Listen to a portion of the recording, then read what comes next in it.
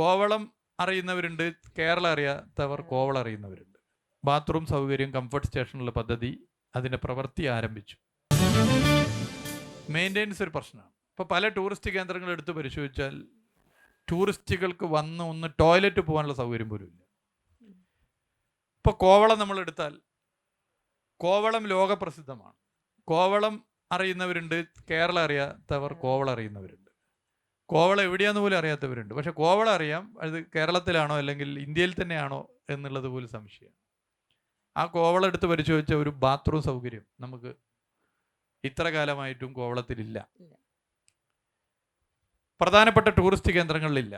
അപ്പം അതിനുവേണ്ടി ഇപ്പോൾ നമ്മൾ കോവളത്തിൽ ഒരു വലിയ പദ്ധതി, ബാത്റൂം സൗകര്യം, കംഫർട്ട് സ്റ്റേഷനുള്ള പദ്ധതി, അതിൻ്റെ പ്രവൃത്തി ആരംഭിച്ചു. പിന്നെ കേരളത്തിലെ പ്രധാനപ്പെട്ട ടൂറിസ്റ്റ് കേന്ദ്രങ്ങളിൽ ടോയ്ലറ്റ് ഫെസിലിറ്റി, സൗകര്യങ്ങൾ, കംഫർട്ട് സ്റ്റേഷനിൽ ഒരുക്കാനുള്ളൊരു പദ്ധതി 20 ടൂറിസ്റ്റ് കേന്ദ്രങ്ങളെ തിരഞ്ഞെടുത്ത് ആരംഭിച്ചു.